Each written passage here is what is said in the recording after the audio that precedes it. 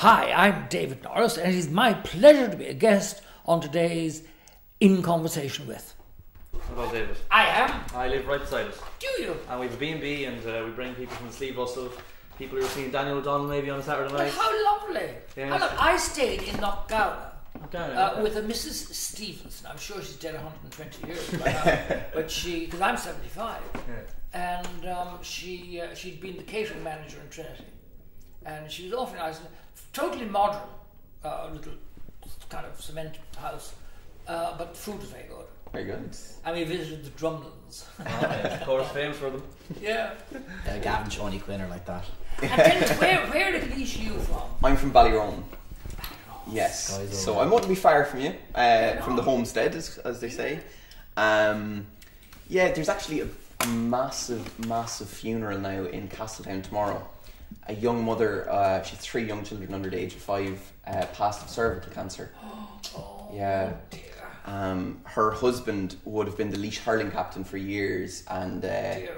it's very, very sad now. Yeah.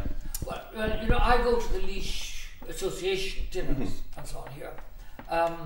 My grandfather should have inherited quite a big estate, but it was administered by his parents died when he was 1, and it was administered by an old uncle who swindled and rotten, and all he got was 4 encumbered farms. So he did this and that, and a bit of everything, and he was very jolly. And he did a bit of auctioneering, he did farming, did this and that and the other. And one stage he ran the post office. Right. And my uncle was at court and became terribly friendly with Queen Mary. You've never heard of Queen Mary. She was George V's wife. Okay. And she was Princess Mary of Teck. They were all Germans. Mm-hmm. And my aunt and herself became very close. And because her son, the Prince of Wales, had run off with an American woman, Wallace Simpson. My mother said about that Edward was a bloody fool to give up being Admiral of the Fleet to become third mate to an American tramp. Strong words. Yeah. And my mother was usually very kind, but she just didn't care at all for Mrs. Simpson. No. And the estate that he should have inherited, where was that in Laois? Oh, yes. Oh, right. Oh, yes. Whereabouts do you know? All over the place. Oh, God. There were farms here, there, and everywhere else. Yeah. Now, He had Green Hills, he had Monarch, he had the Marlborough Road, and there was a fourth one, I can't remember where it was. would you be familiar with the Devessi estate in Abbeyleix? Yes. Yeah. Yes. Oh yeah, I used to work in Abbeyleix for a good few years. It's Yeah. now a fellow called David Davis. David Davis, yeah. Yeah. Sir David Davis. Sir David. Yes, as he politely reminds us. Does he? Yes. Dear. Yes. But he's a nice. Speaking of modesty. Well, one of them married an Indian princess or something, didn't she? Yeah. What do you call him? Tom Devessi did. Because I remember the first time I met his son. Now, and he was in his 20s, and he'd said, "Oh, I'm Count Devessi's son." And I said, "No, you're not. Would you?" I was working in a bar at the time, and it was 2:00 in the morning. And I thought some guy was winding me up because And no, as it turned out, he was in fact what's his name? Oh, I can't think of his name. But he was. Is the family name Devessi or Veazey? I think it's Veazey. That's up for contention. It depends who you ask. Yes. So Tom himself would say Devessi. Yeah, but that's the title. Yes. But the family name Would itself is Veazey. Veazey, yeah. I don't know anything very much about them at all. Yeah, no. They used to open the grounds a couple of times a year, whereas now they just do it once a year for I have a couple hours. photograph of my mother and my aunt over there in 1920. Very good. Yeah. The Bluebell Woods were beautiful. They still every year. And there's a lovely little Church of Ireland church. In Abbeyleix, just right there. Well, there's 2 actually. There's the one that they don't use anymore, which is probably the smaller of the 2, and then there's a slightly bigger one on Balacolla Road. It's beside the South School. Yes. So it's lovely. It's beautiful grounds up onto it, and yes, and there's Morrissey's pub. Morrissey's, of course. They still have a snug. They're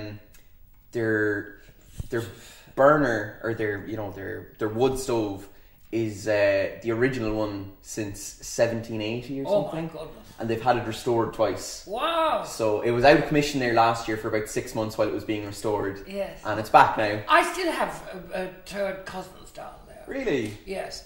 Telfords. They have a shop. Oh, good. Are you pleased? Yes. What's his name? Liam. There was William. There was John. Yeah. They have. I never put my phone on time. They sold out the Woodies for 49 million. They still have 2 stores. They have one in Portlaoise and they have one in Mountrath. Yeah, and they had one in Athy. And they lost that one during the recession. Yeah. All right. They still have the one in Yeah, but Mountrath. they sold before the recession. Yeah. So. They're awfully nice people. Yeah, my dad would know them quite well now. I remember Billy Telford. He was the father. Right. And his great hobby was motor racing. Okay. And he smashed a Lotus Super Climax into the wall at Waterford, at Dungarvan, Right. at 110 miles an hour. Did he survive? Not at all. Oh, right. I figured as much. Where do you want to put the Zoom? Well, I suppose. Yeah, sure, that'd probably work. Closest to David, anyways. You didn't bring the little small tripod, no? I don't have it. Ah, that's alright. So how do you want to see? Because there's a light on the person sitting here. So. Well, I mean, you're not. Are you televising it? We record the full episode, but we usually take short clips out. We generally take 30-second clips from it just for social media. All right. That's alright with Of course it is. I don't mind. But I just didn't know. So where's the camera? The camera's over here. Here. Oh, I see. Yeah, Ooh, I it's should a take good my shot. scarf off. Oh. How's me whore? My flyer's open. So glad to see you. Oh, I dare say that constitutes sexual molestation. Everything is so frightfully politically correct. They sent me a thing round the other day, 40 pages of it, that I was to fill up about sexual harassment and bullying in my office. I said to Miriam, I have never fucking bullied you. And I said, this is going straight in the bin. And that's exactly where it went. Right. You sit on the close or the furthest this side, and I'll just see how. No, so you're out of shot there. Oh, really? Well, I'm glad I changed my shirt because I had prawns and I took the head off on the prawns and it squirted tomato juice all over everything.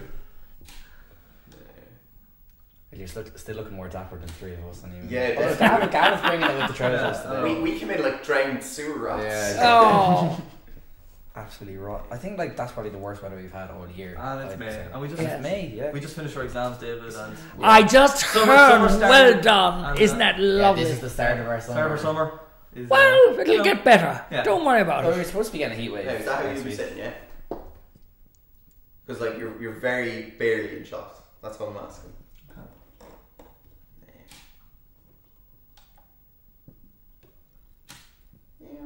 Now we will warn you in advance, David. The camera only records for 30 minutes at a time, so we'll hear it click, you'll hear the little shutter go, and we'll have to reset it just. Oh yeah, that's grand. You just stop it whenever you Yeah, want to. We just pause the. I just want a bit more coal. Yeah, okay. I usually have lovely logs, but I've run out of them. Where do you get logs in Dublin? At the petrol station. Oh, right. Yeah. And that's leash turf. Oh, the best kind of turf, Yeah. you know. Well, funnily enough, David, my address is actually Bog Road. Oh, how lovely! Yeah, there you go. It's not something I publicise because, you know, city folk tend to. Oh, I love the bog. See, there you go. I love the bog and the bog cotton and all this. It's wonderful. And I'll show you a picture upstairs, if we get up that far, which is my favourite picture. It's a picture of a bog, a corner of a field in a bog, and lowering clouds, and everything's rain-soaked. I just love Brilliant. it. Yeah. No. Alright, are we good to go? Yep. Yeah. Who's intro? Well, you can do it. Want to give it a go? Sure.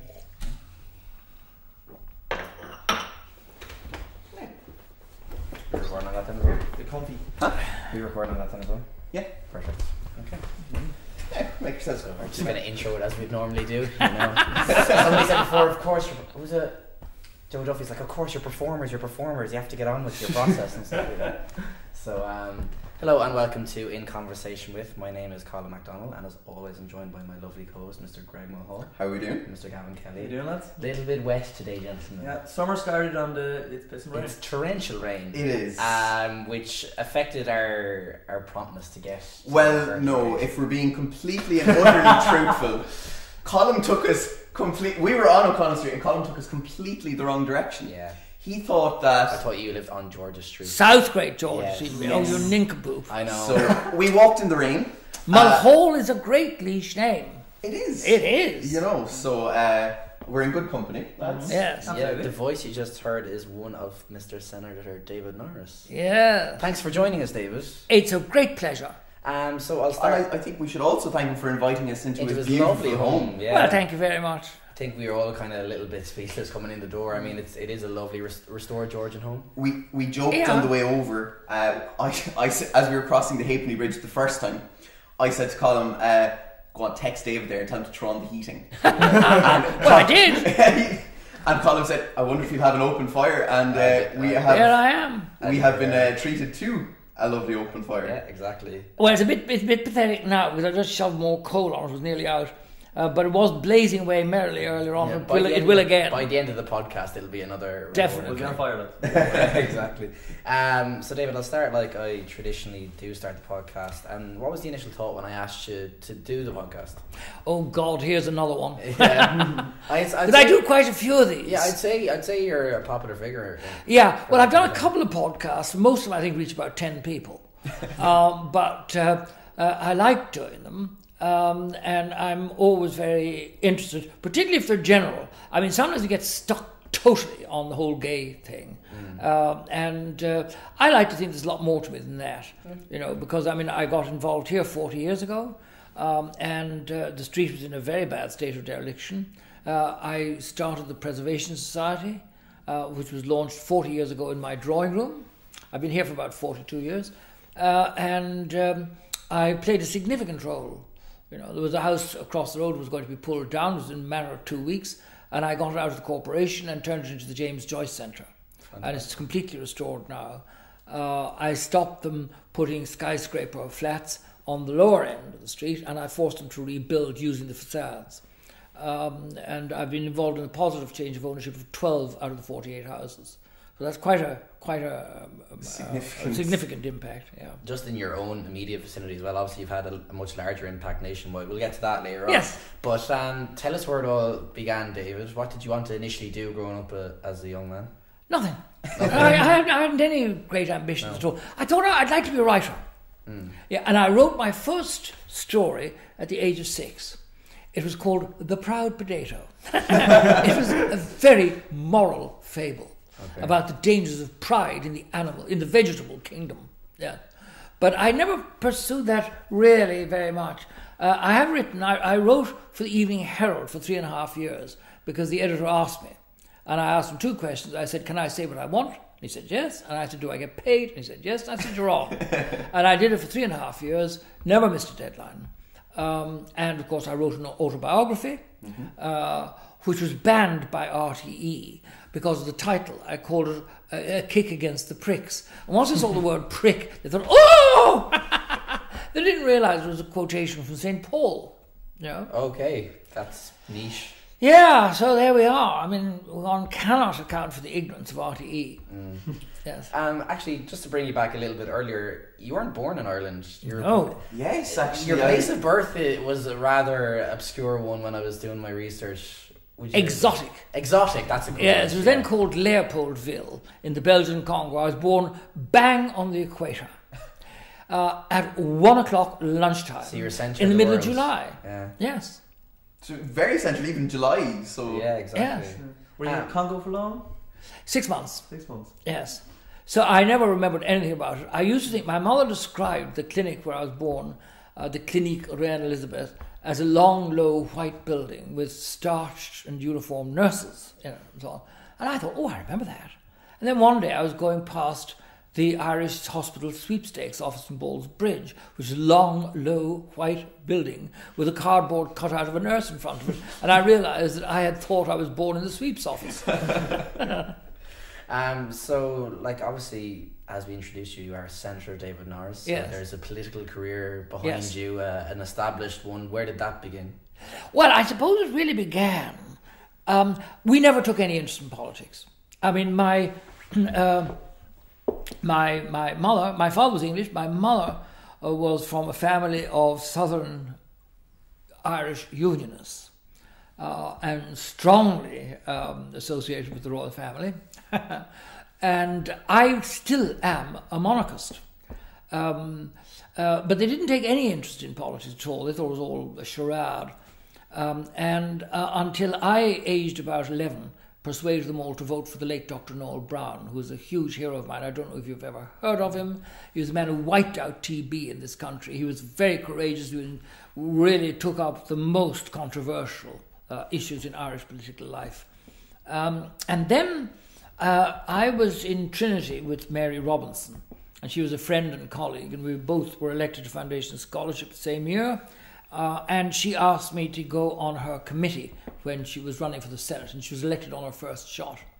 And that showed me that, among other things, if you ran for the Senate, you could distribute election manifestos with your ideas in them to quite a wide electorate.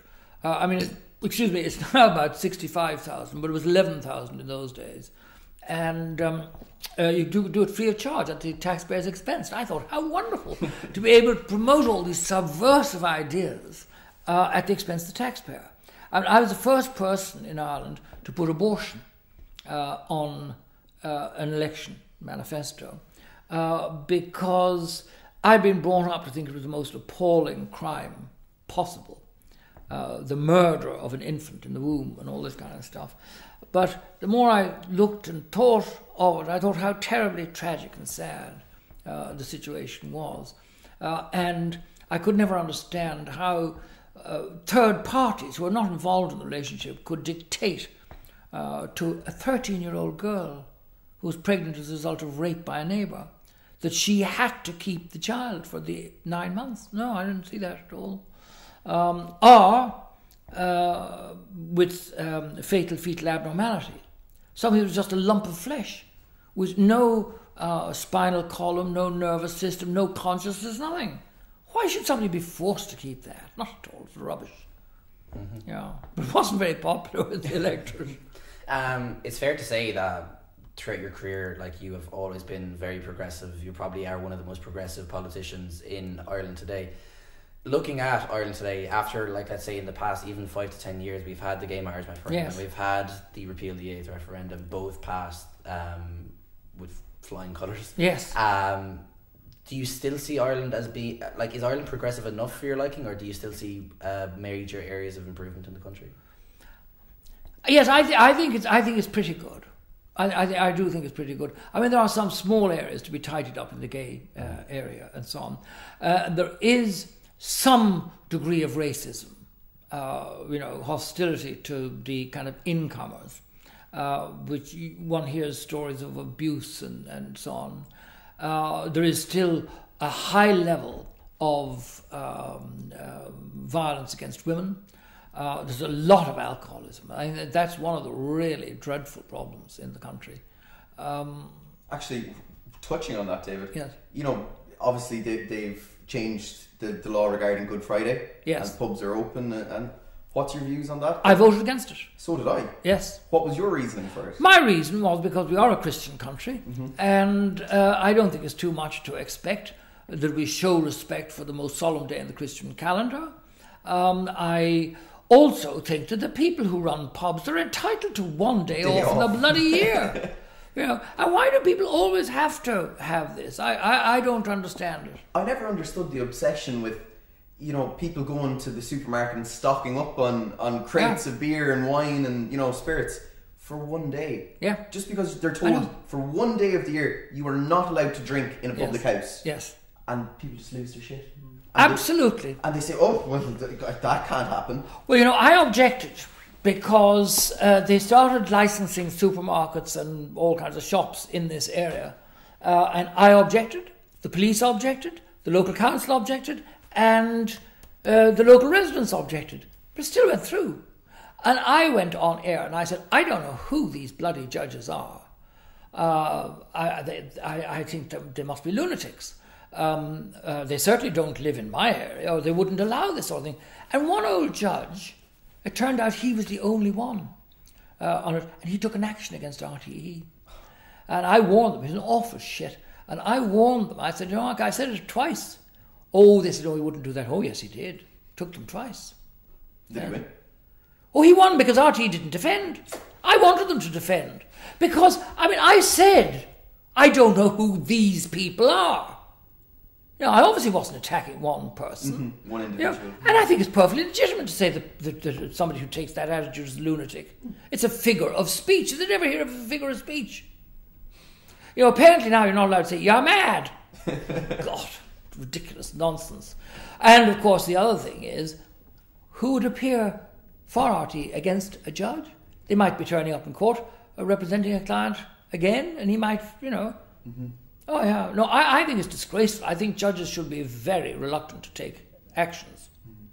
But anyway, it didn't cost me a penny. Yeah. And David, do you think there are any things of social reform in Ireland at the moment that could be dealt with or really should be prioritised? Because I think homelessness at the moment and the housing crisis. Homelessness is absolutely shocking. Now, that goes right back to the financial crisis. And one of the problems about being gay and being kind of known for that is that it kind of overshadows everything and people tend to pigeonhole you. I mean, I spotted the financial crisis coming and I warned against it. I voted against the measures the government were taking. I asked them about the bank guarantee. I said, how much is it for? 400 billion. What is the gross national product of this country for the last year? The minister didn't know. They had to send out a telephone. It was 200 billion. And I said, you mean to tell me that you are signing a guarantee for more than twice the gross national product of the country? Are you mad? And I gave a lecture down in UCC about it. I called it The Big Issues. And I took on everything, world population, the economic system, and so on and so forth. And I gave a definition of money, which I've never seen anybody giving a definition of money before. What was that definition? What was the definition? The definition was that it was the symbolic representation of energy. Okay. You know, because in the old days, you worked for a farmer, mm-hmm. and in return he gave you a bag of potatoes. Mm-hmm. Then it moved on, he gave you half a bag of potatoes and a gold sovereign. Mm-hmm.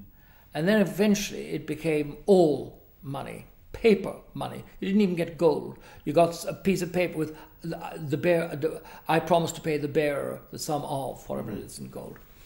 Then you have the stock exchange, people investing.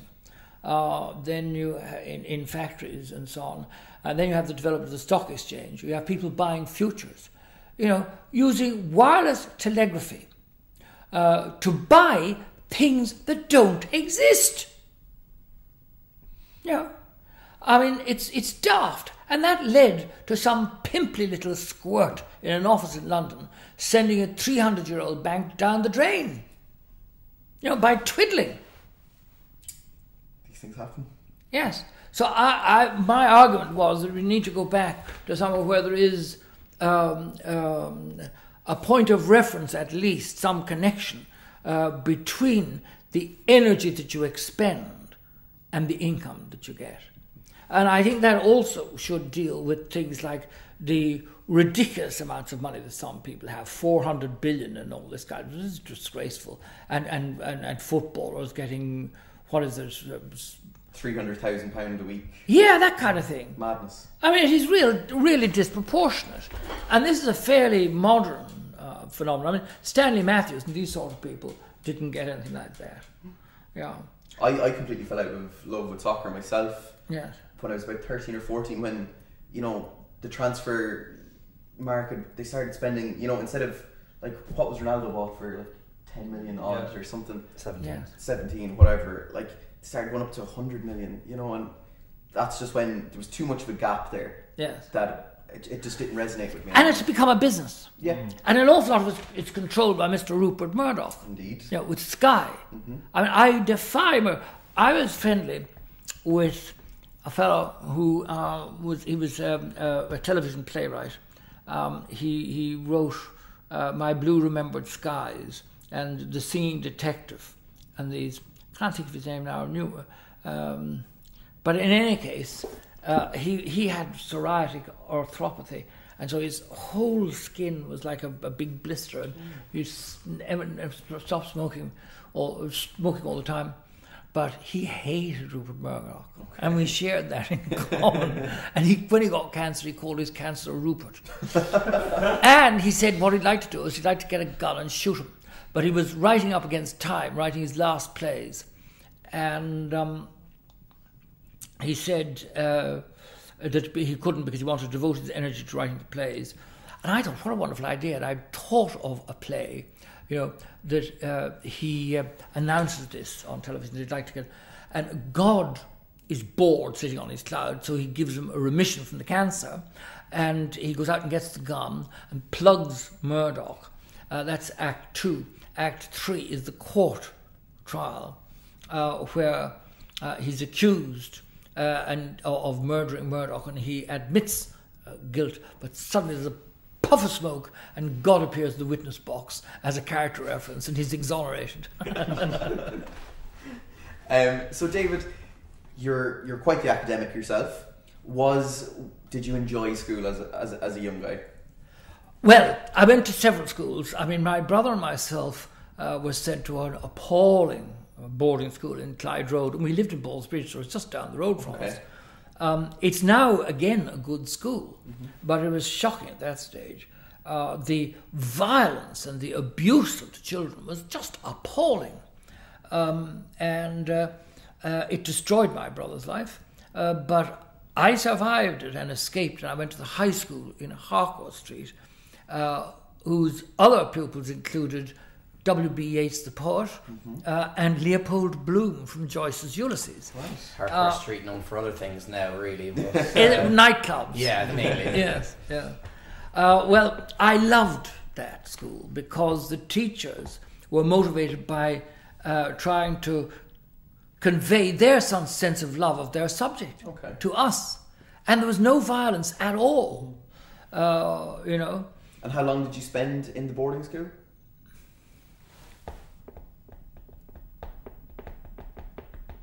I suppose about 4 or 5 years. Okay. Yeah. I wasn't always boarding, but sometime I was boarding. And there's a poor little fellow there whose parents drank, and all of us were kind of casualties of life in some way or another. One fellow's parents drank, another fellow's parents were divorced, they were abroad, and all. And my father had died, and so on. So they tried, as I said, they tried to send my brother and myself to my father's public school in England, and we refused. We were sent to this place instead. And then I went to St Andrews, which I absolutely loved. Loved it. Brilliant. I went to boarding school myself. Did you? I did. Where? Knockbeg in Carlow. Oh, very good. Yeah, so Yes. I spent 5 years there. I was actually in the last year of boarding before it closed down. Oh. So, and did you enjoy it? I did. Good. And now it wasn't your usual boarding school in that, traditionally, you'd only come home once every 3 months or even once a month. I came home every weekend. That's lovely. So it was fine, Yeah. And it was, 35, 40 minutes. And you had good pals in it. Good pals in it. And alumni include one of our friends of the podcast. do we have to name drop him in every single podcast? Who is he? Ross. Mr. Ross Munnelly. He's a current Laois footballer. He's in his very good. 17th year as a senior intercounty footballer, and he also happens to be the director of alumni relations at DCU. Good for him. Good for him. Ross does help us getting a couple of interviews. Good. So He's a great guy. My relations with DCU alumni is slightly fraught. Okay. I mean, I did an interview with one fellow, and I helped him a lot. I did a radio broadcast out there for him and everything else. During the presidential election, he turned on me and wrote all kinds of shit about me. I saw him, and he said hello to me afterwards. I said, "Come here, you little shit. How dare you approach me or speak to me or address me in any fashion whatever after the disgraceful way in which you attacked me after my kindness to you?" I said, "And you know, your lies cost your newspaper £250,000 in the defamation court." Yes, off he went. And I saw him the next day, and he got so embarrassed he fell down the stairs. That sounds like something Gavin would do. Or Colin. Yeah. David, I have a question. Trinity College lecturer. Yes. What is David Norris like? Yeah, I'd love to sit in Absolutely. Give us a picture. Paint a picture for us. Well, I'll tell you the things. Some of my colleagues used to read from 30-year-old yellowing notes, like this.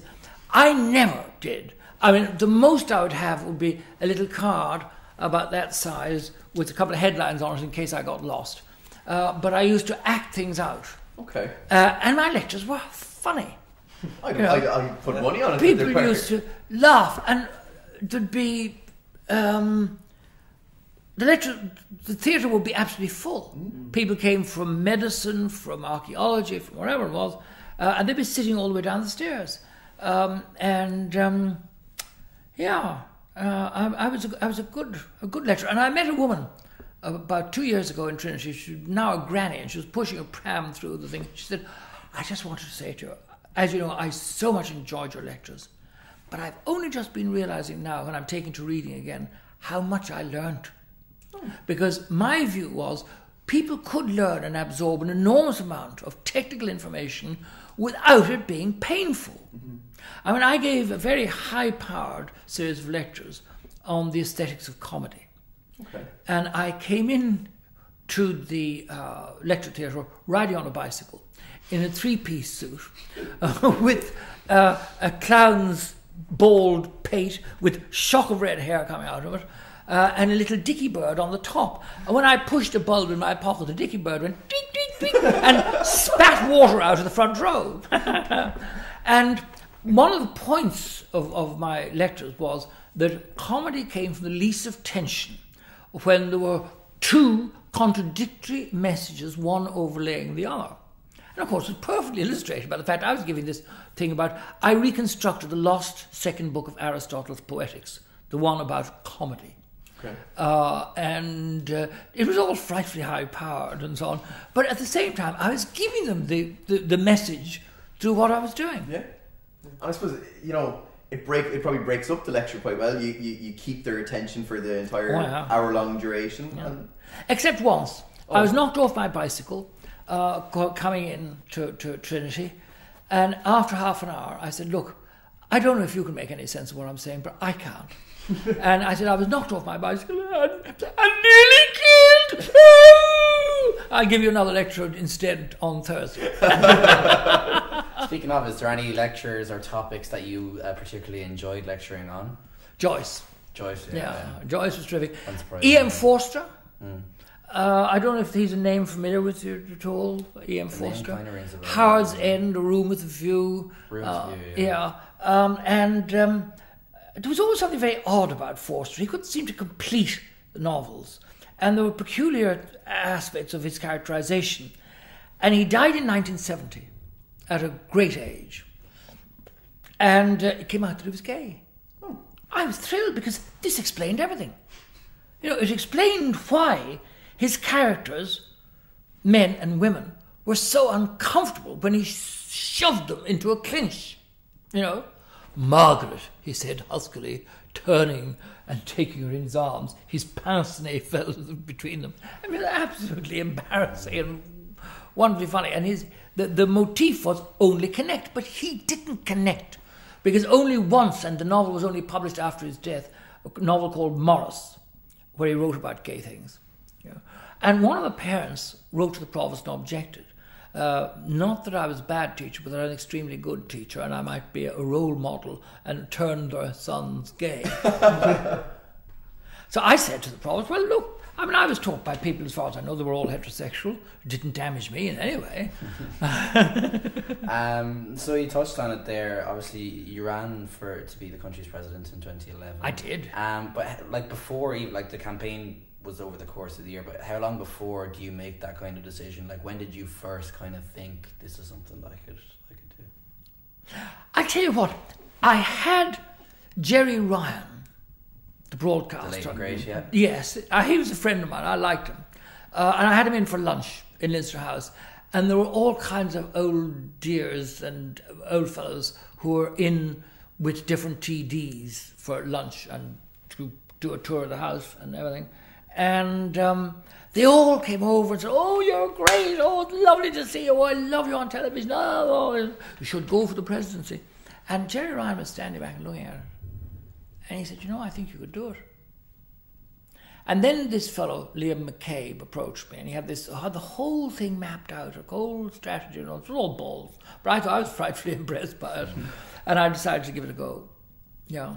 Was it a tough decision to make? Because you are, if you're putting yourself out for presidency, you're putting yourself very much in the public eye. Yes, but I didn't realise they'd be so utterly dishonest. I didn't realise that they would manufacture lies. There was one old bitch called Helen Lucy Burke, and she had done an interview that turned out to be fraudulent subsequently with me in 2000. I did it against my better judgment. She pushed and pushed and pushed. I said, "No, I don't want to, because you're only talking about sex." No, she wouldn't. She guaranteed she wouldn't. 19 of the 20 questions were about sex. But as part of the action I took against her and RTE, we got discovery, and we got the original recordings of the interview, and what she published was a complete distortion of everything I said. Complete. I mean, she took bits of answers and stuck them onto questions that were completely different. You know, and she changed things I'd said. It was just shocking. Just absolutely shocking. And I tried to take action against her at the time, but I couldn't get a barrister to take it because of the word paedophilia. Yeah? They said, once the word paedophilia is in it, you're finished. And I think that's dreadful, because I think you should be allowed to discuss anything, including paedophilia. You know, just burying it is dangerous. You should be able to talk about it. You know, and if I looked at it, and I said this at the time, with regard to the age of consent, there is no agreement in Europe about the age of consent. It ranges from 12 to 21. You know, so there is absolutely no agreement there. And I don't see the point in prosecuting children for sexual offences. But of course, and then I attacked the government legislation, because it was government legislation that meant, and this shows you where political correctness leads you, under which a sexually inexperienced 14-year-old boy could be convicted of rape if he was seduced by a sexually experienced 18-year-old girl. Now that's madness, in my opinion. It defies logic. And I said it. And got me into then I was a paedophile. And yeah, like you obviously you and I'm not. I don't even like children. And I certainly don't see the point of them sexually. I mean, heterosexual men like women with big tits and fannies and all this kind of stuff. And I like men with muscles and hair on their thighs. So, I mean, without the secondary characteristics of sexual, I don't see what there is to attract you. What attracts you about an infant? I do not understand it. Mm-hmm. You did face obviously quite a lot of opposition then during your presidential race, and you did drop out at one point. Was it a tough decision to go back and take up the race once again? Especially considering how you've been doing in the polls, you'd been so far ahead. Yes. Well, I'll tell you, see, the reason I dropped out was because when all this stuff started breaking, my wonderful campaign team just buggered off. I was left on my own with Miriam, my secretary, and my neighbour Myrn across the street. That was all that was left of the whole campaign. You know, not one of them to this very day has resigned officially to me.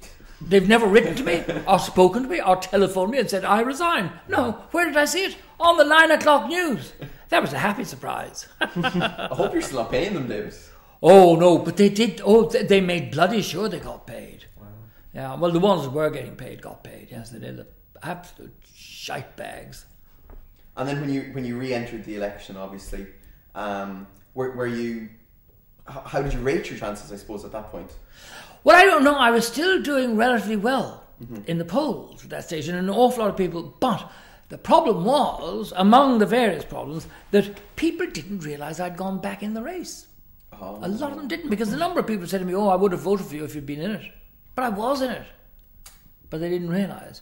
And you see, my awful campaign team, they smothered me. I mean, I was saying to you, I spoke down in Waterford, I got a standing ovation.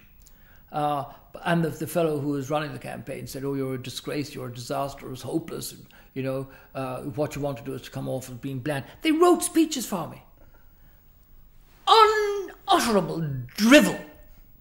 And once I was reading one, and I read the first page, then I said, "Fuck this," and I threw it away, and I said, "Look, this is what they want me to say, but I'm not going to say it. This is what I want to say." You know? But also the radio and television interviewers, with the exception of Ray Darcy and Pat Kenny, they gave me a chance. Not one other person gave me a chance at all. And they lied to me.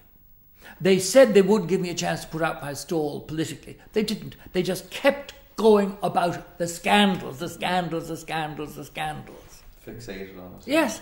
And it turned out afterwards I won 10 libel actions. So you clearly there were no scandals. It was all rubbish. I actually have questions to ask David. Are you getting too hot? Sorry. Well, I'd have a slug of the tea that I very generously didn't offer you. That's okay. Oh, I've already had 2 cups of coffee today, so it's probably for the best that I don't want any more. David, I wanted to ask, you mentioned there political correctness, and you know, when you're campaigning politically, I think the objective, as you saw, is to kind of character assassinate people. Yes. And especially now with social media, it's so much easier to do that, to have a mob mentality in people. Is there any way we can kind of get out of this moment of political correctness in the fact that people are being absolutely do what I do? I have never switched a computer on in my entire life. I've never switched it on or off, and I never intend to. I did have a Twitter account, but my neighbour, Murren, who was wonderful, managed the campaign for me. The words were always mine, but she did the twiddling. I never twiddled once. And one of my tweets was repeated 1.5 million times. And the Irish Times did an article saying it was the best electronic media campaign ever. What was that tweet? If you can recall. I can't remember. I think it was it was about the Irish Times, some idiot in the Irish Times. 2 of them actually said the thing to do would be to write across the ballot paper. Once you do that, your ballot is invalid. Yes. Of course you shouldn't do it. It's madness. Madness. And you see, that was during the campaign to Enda Kenny's campaign to abolish the Senate. And I was in hospital with a very aggressive cancer. And Fergal Quinn and Catherine Zappone took over the campaign to save the Senate, and they made a complete disastrous balls of it. They were losing hand over fist. And I discharged myself from hospital, came in a taxi, and I said, "Get off the stage. You are losing. We're going to lose the Senate because of you." And myself, John Crown, and Sean Barrett from Trinity turned it around in 2 weeks. I went on every local radio station. I put out my tweets, and I made passionate speeches in the Senate. And the effect was amazing, because an awful lot of people contacted me saying, "Oh, I heard you on Radio Waterford, I heard you on Radio Donegal, I didn't realise what it was about, now I'm voting to keep the Senate."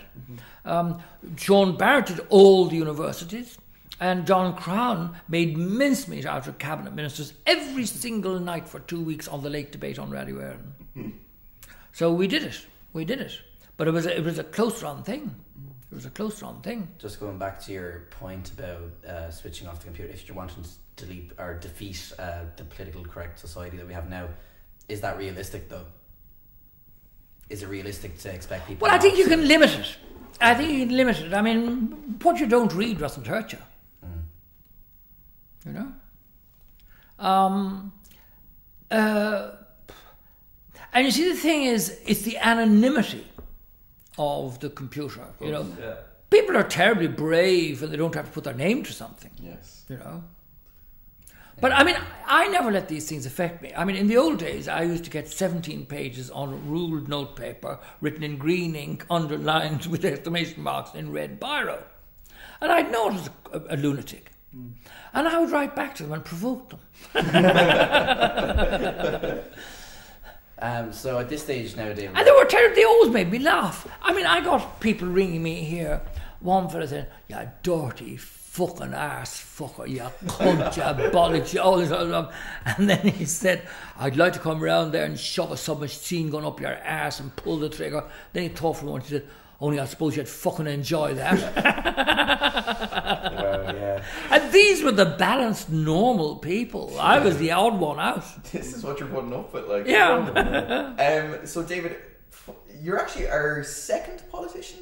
Yeah, I think second podcast. Yeah. Who was the first? Joan Burton. Oh, yes. Yes. So, we did get to go to Leinster House. Now, we were offered a tour by Joan, but we actually had to leave. Yeah, well, it's no bloody use anyway, because the best parts of it are closed down for restoration. Oh, okay. You know, I mean, the Senate is a spectacular room. It's stunning. It was the Duke's ballroom and picture gallery, and it is stunning. It has plasterwork that I identified as being by Michael Stapleton. The Leinster House authorities tried to make out it was by the Lafrancini brothers. It certainly was not. Couldn't possibly. Nobody who knew anything could say it was by the Francinis. I remember you used to hear people coming in. They'd look up and say, "Ah, it's a beautiful work. Oh God, it's all." Or they could do things in them days, but they couldn't do them nowadays. Oh no, they haven't got the talent. Oh yes, they bloody have. Half the ceiling was taken down in the previous restoration and put back by young Irish stucadores. There you go. Yeah, so it can be done. David, it's fair to say now that you've accomplished quite a lot in your career, but are you I just want to know, how do you still keep your energy now at this stage? Yeah, how do you maintain the graw? Well, I love it. I love the Senate. I mean, at the moment, I spent the afternoon this morning with Michael McDowell, just the two of us, in the Senate, and Charlie Flanagan. Oh, there you go. Good leash one. Yes, and we have spoken for over 100 hours on the Shane Ross Judicial Appointments Bill, Okay. And we're determined to try and hold it up and stop it in its tracks, if possible. And the government, in the last week of the last session, tried to guillotine it. And I put down a motion, a cunningly worded motion, and pulled a vote on it to stop them. And it turned out it was an equality of votes, so the Cahillac voted with the government. So I called a walk-through vote, and we won by 2 votes, stopping them. And I'm going to keep doing that. You know? Okay. And Michael McDowell says he's not filibustering. I'm quite honest about it. I say, I am filibustering. It is a perfectly legitimate political tactic to kill off legislation that you think is dangerous. Mm-hmm. And I do. And I was a friend of Shane Ross's for 20 years. But I think he's the greatest shit unhung. I do. I think he's a hypocrite. I hope he doesn't listen to this podcast. Oh, what about it if he does? I highly doubt he will. I don't think so. Oh, he has his spies everywhere. But he knows what I think about him. I mean, I said to him when he was made a minister, I said, "Congratulations, Shane, you're absolutely qualified to be a minister. You're unsullied by the slightest taint of principle." And he laughed and he said, "Yes, you're right." I have to give him that. He has a sense of humour. Yeah. Yes. And he was a terrific drinker and a frightful smoker. And he gave up both. But he still, at his parties, used to make sure that all his guests had the best wine and everything. Very good. Yeah. So that's a good... Everybody has different qualities. Mm-hmm. Yes. But he's a nasty person to be in a constituency with. You couldn't trust him 1 inch. Mm-hmm. David, how do you relax? We discussed there that you don't use computer or internet. And I read an enormous amount. All right. Yeah. I could read up to a book a day. Wow.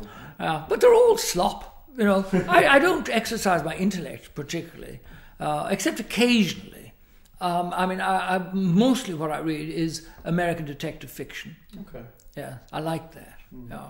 Lee Child. You can see here we got the box TV, the classic TV. Yeah, it's first thing I noticed when I came in. It's about 40 years old. It's a cathode ray tube. And I have an even older one in the kitchen that's black and white, portable. Wow. Yeah. Very good. Anything else? Just relax. Well, I watched this, you see. When you came in, I was watching Rumpole of the Bailey. Have you seen Rumpole? No. Oh, he's wonderful. played by an Australian actor called Leo McKern. And it's wonderful stuff, cross-examination. He's very irreverent and hates all the judges and quotes Wordsworth all the time. This is very interesting, very interesting. Now, I know we've asked this question to most of our guests, and we do get some great responses, but I'm looking forward to hearing David's in particular. David, 3 guests living or dead that you'd invite to a dinner party. James Joyce. I was going to say he's Yes. a shoe-in, yeah. Raoul of Wallenberg. You're going to elaborate for me. Raoul Wallenberg was a Swedish diplomat who, during the last days of the Second World War, got himself posted to Budapest, and he saved between 10 and 100,000 Jewish people by going unarmed onto the trains taking them to Auschwitz and issuing them with Swedish passports. Wow. He was a wonderful man, and he disappeared after the war. He was captured by the Russians, and they denied having him, but it eventually came out they said he had died in 1947. He certainly didn't. He lived well into the 1960s and 70s. It was appalling that he was just abandoned. And I discovered why. Because I was asked to talk with the Swedish cultural attaché in London, who was over here on a visit. He wanted to talk about James Joyce. And I said, okay, as long as I can talk to him about Wallenberg. So I did, and there was a film made about Wallenberg by Richard Chamberlain, starring as Wallenberg. And he said, well, what did you think of that film? And I said, well, I thought it was a bit chocolate boxy. I was glad it was done, but I thought it was chocolate boxy. And particularly the bit where Chamberlain jumps on a train carrying this Hungarian countess with a rose between his teeth and 2 bottles of champagne. I said, I didn't think that was a bit credible. Oh, not at all, of course. I said, well, Wallenberg wasn't interested in women. And I let that pass for me. And then I said, what did you mean he wasn't interested in women? And I said, he said, just that, he wasn't interested in women. I said, did you mean he was gay? And he said, oh, yes. And that's why he was forgotten. Right. That's why they abandoned him. You know, there was that prejudice at that time. And even his family did nothing for him. It was utterly shocking. But I never said that in my campaign, because I knew that once I said that he was gay, they say, you see, that's why I was interested in him. But it wasn't. I was interested in him long before I heard that. Yeah, and the third one, who would the third one be? Maybe the Dalai Lama. Okay. Yes. I've met the Dalai Lama many times. Yeah. Yes. And I had a falling out with him. Only David Norris. Because he made this awful speech in San Francisco, of all places, condemning homosexuality. And he said there were in-holes and out-holes and all this kind of stuff. That really finished me off, because, you know, my attitude is... as the Latin tag quoted by Yeats, inter urinus et facies, we are born between pissing and shitting. And that's absolutely true, you know. And the penis is used for pissing, you know. So what about it? Who gives a shit anyway? And a lot of people think the best sex is dirty anyway. But I said to him, and he said, you shouldn't use your hands to pleasure yourself and all that. And I said, come on, for God's sake. I wrote to him. I said, don't think I haven't. I was in the Ganden monastery in Tibet, and I saw the elephant god, whatever his name is, I can't think of his name now. I had it there a minute ago, but it's gone, having the most colossal wank and the sperm squirting all over the ceiling. I said, who are you fooling? So there was a silence for about 2 years, and then the Christmas cards started again. Actually, speaking of Christmas card lists, David, I'd say you've got quite a list. Do you send 300. Christmas cards? I sent 300. Wow. And who would you say is the most notable? Most notable, I suppose, you see, I mean, I never judged people. Mm-hmm. I would oppose them politically, but I wouldn't judge them on a human level. And I suppose I used to exchange cards with Charlie Hoy. Oh.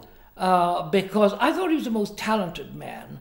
I didn't agree with him some of the time. And I thought some of his ideas were very insulting.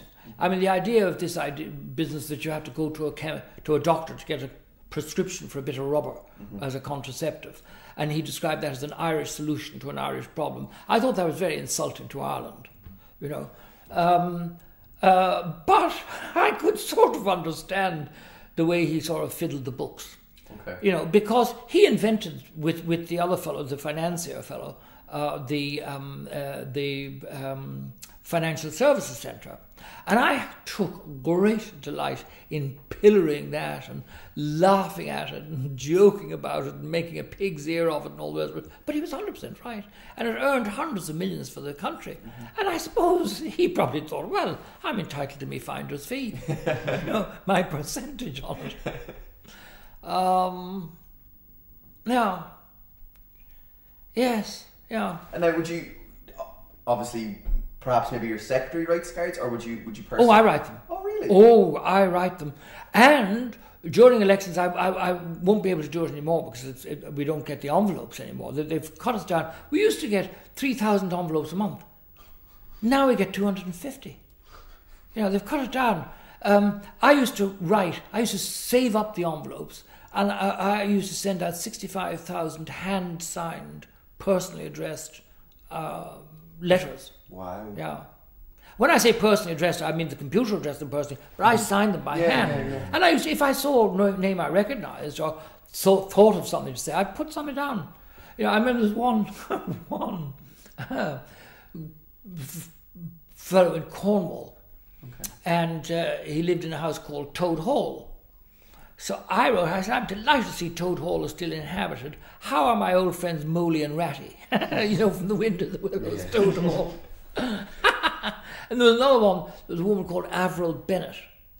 And I wrote her, I said, dear Miss Bennett, I do hope you'll vote for me. You were my mother's best friend in Alexandra College in 1919. And I happily shoved it in the post, and then I looked her up again, and I saw that she had graduated in 1983. So she was unlikely to be flattered by the thought that she was my mother's best friend in 1919. Just a 64-year gap there. Yes. David, any vices? Do you have any vices? Masturbation. Okay. I think we're all guilty of that at times. Some more than others. Oh, don't make me laugh. I'm sure I have lots of vices. Smoke? Not at the moment. Oh. No. And I'm a very peculiar person in the sense that I don't inhale. Oh. Oh, I would if it was a joint. Okay. But definitely not a cigarette. And I just kind of puff it and blow it out and all this kind of like a cigar or something. Yeah, so I don't think it does me a huge amount of damage. But I give it up from time to time. My ex, Ezra, poor old Ezra, he's had an awfully rough time. He's been persecuted by the Israeli government because he's an Israeli Jew who supports the Palestinians. And they're always arresting him on trumped-up charges. And the Irish newspapers put Norris's lover on murder charge. And then they never reported when it's thrown out by the judge.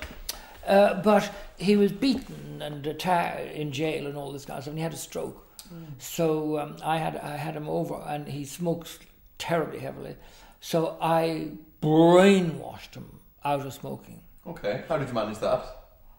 I said to him, "No smoking! No smoking!" I think if Colin was a smoker, I think that might have done the trick. Yeah, I think I'm pretty much scared out of it. And I said to him, "Do you want to die? You've already had a stroke. You know perfectly bloody well." And I said, "I hear you from my room coughing your lungs out all the time." My mother, by the way, had a wonderful story about friends of hers in Cambridge in the 1920s. One of them was a vet, one of them was a geographer, one was a student for Anglican orders. Okay. And the Anglican divine in the making smoked like a chimney. He was coughing all the time. His friend said to him, "You'd want to watch out. If you don't stop this smoking, one of these days you'll cough your guts up." And she said, "Oh, come on, what absolute rubbish." Anyway, they got him well stewed with drink, put him to bed, and the vet had that morning dissected out the liver and lights and lungs of a large rabbit. And they put him to bed, and they put the lungs in the tooth glass beside the bed. And the next morning they were waiting for him to come down the stairs, and he came down and he said, "Oh, you're looking a bit green round the gills. Oh, everything all right?" "Oh." He said, when you told me that if I didn't stop smoking, I'd cough my guts up, I didn't believe you. I couldn't credit it. But last night it seems to have happened. But with the help of God and a toothbrush, I got them all back down again. Yeah, that'll do it to you. That'll. David, I was just looking at the paintings here. Yeah. Any paintings around the house that you're particularly proud to have, or things that are noteworthy? Yes, I'll tell you. I have. Those prints are very good. They're contemporary prints of what's his name, the great cartoonist of the 18th century. It's the Rake's Progress. Now he's signed. Hogarth. And I have upstairs. I have some paintings of the Stoker family. They were a big medical family in Dublin in the 19th century. There were at one stage 11 Stoker doctors, all related in the medical reference.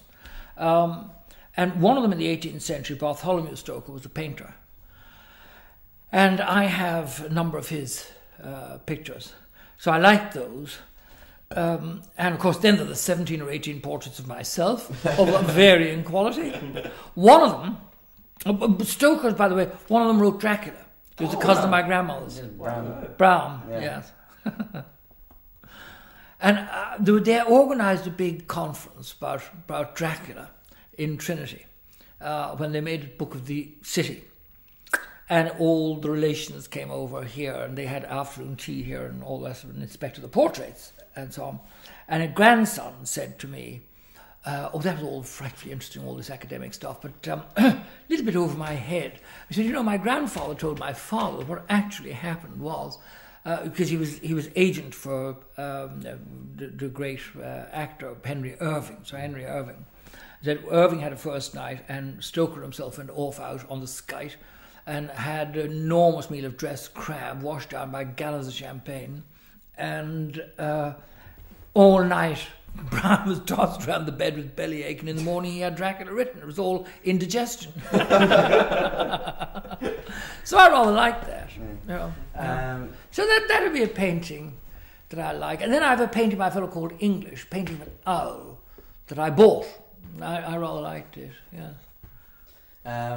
If you were to take a tipple now, David, what would your drink of choice be? Well, I quite like port. I used to drink whiskey, and either one of the best whiskies was Paddy, which is a very ordinary whiskey, but it's very nice. Very, very good whiskey. One of the best whiskies is Mitchell's Green Spot. It's like a liqueur. It's absolutely wonderful. Fantastic. Yeah, but I hardly drink at all now because I had the cancer, you see. And that was the result of the presidential election. I asked the surgeon, and he said, yes, quite likely. The stress of the election. And you see, my liver was already weakened because I did a job in 1994 for the government as a kind of roving ambassador in Eastern Europe and Scandinavia. And in Budapest, I started feeling ill. And it turned out I got some very peculiar form of hepatitis from the water. I read about that, yeah. How long was the cancer in the liver? How long did it last really for you? Well, I don't know. I don't know how long I had it.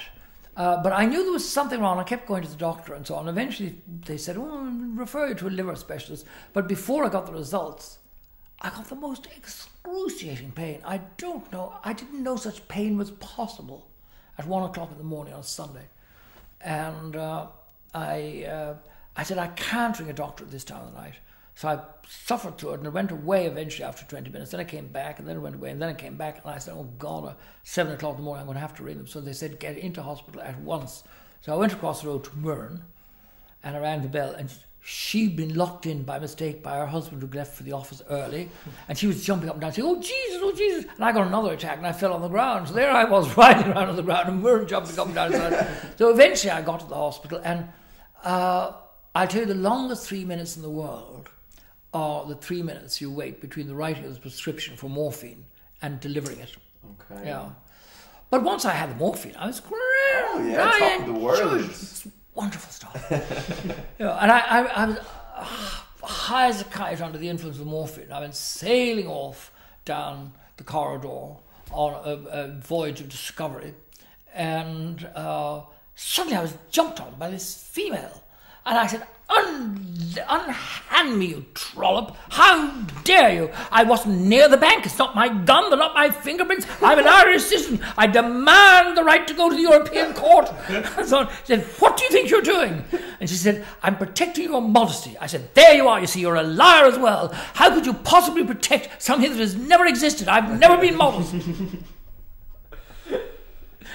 No, we had great fun. Yeah. And the same, when they were doing one of the early operations, the surgeon came down. I'd just been hooked up to the anaesthetic.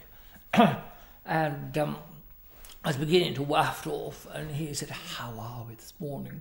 And you know, they shave you. They put on little frilly things on you. And I said, bloody gorgeous, wouldn't you agree? I put on my frilly knickers just for you. I enjoyed hospital enormously. Yeah. And I have to say, I cannot speak highly enough for the Irish Health Service. It's wonderful, wonderful, wonderful once you get in. And it's not easy sometimes to get in. But I was treated as a public patient for the liver cancer. Yes, you have to be, because it is a public operation. Okay. And that's grand as far as I'm concerned. But both the public and private were absolutely wonderful. And you see, one of these people don't appreciate is the utter selfishness of a huge number of Irish patients. Okay. The number of appointments, hundreds of thousands each year in every hospital that are missed. Oh, of course, yeah. You know, what the hell are they at? Wasting people's time like that. And then complaining about the health service. I think it's dreadful. David, bringing it back to college. We'll bring it to college now, just for our own perspectives. So, for our first year in DCU, I'm actually a mature student. I'm slightly older than the lads. Yeah, take a shot every time Greg tells the podcast. Yes, exactly. And how old are you? Take a guess. Yeah, 26. Ooh, very bang on. Basically 26. Yeah, I'll be 26 in September. But so we all came to Dublin. The two lads for their first college experience, and all three of us ended up in digs. So Colin ended up with a family in Donacarney, Still with them. who foolishly took him back for a second year. Gavin was in digs In Clontarf. and he moved. He got a house. Whereas I lived in digs in Marino with a 90-year-old man. Oh, how lovely. Very lovely. I'd say you were a great company for him. I think we were both good company for each other. Yeah. Is he still alive? He is. Good He is. for him. I'm going to visit him after. Oh, how this lovely. today. How lovely. I haven't seen him in a couple of weeks. I've been busy with a new job, but I'm looking forward to it. Yeah. We'll probably have a can or two of Guinness, depending Good. on his mood. Now, similar to yourself, Tom had cancer, and he was explicitly told, do not drink. He says it is one of his few indulgences in life. Well, at 90, it's Yes. hardly going to do him much damage. That's exactly what he says. Yeah. So, and he actually maintains that the Guinness has helped him live as long as he has. Guinness is good for you. You see? Yes. And he is also fond of a drop of Jemmy. Mm. He likes a Jemmy chaser now. David, do you see any development in the housing crisis? For, you know, we actually personally know quite a few people who, you know, were accepted to courses here in Dublin and had to defer. No, I don't. I do not.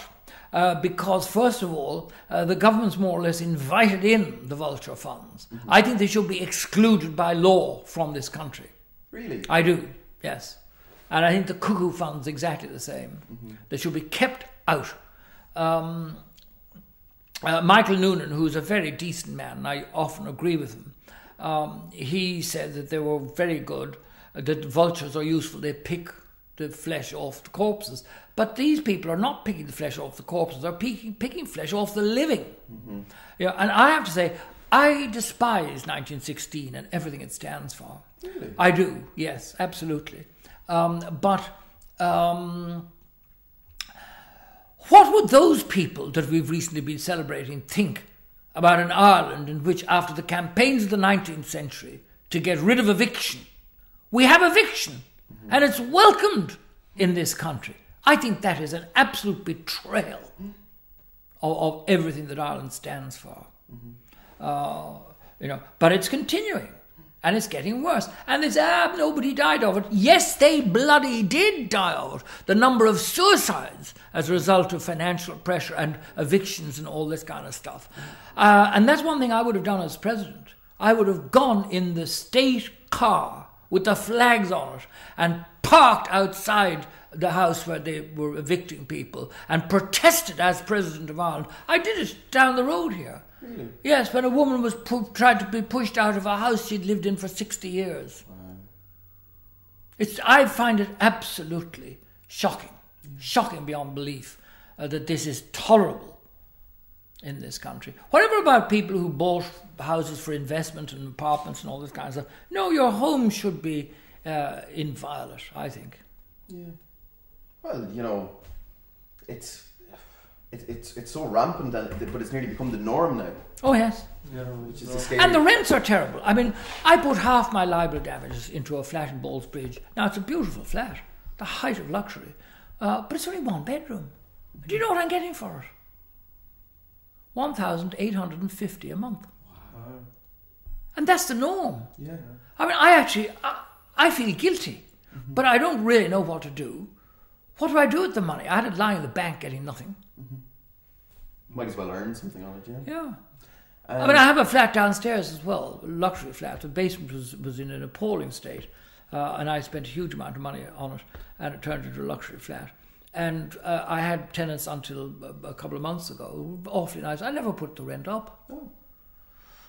But I have now with these new people, because I've never met them. I don't know who they are. I don't care either. No, I don't care about them. They only live downstairs, though. I know they do, yeah, but I don't care. I don't want to know them. Big partiers? No, no, they're not. No.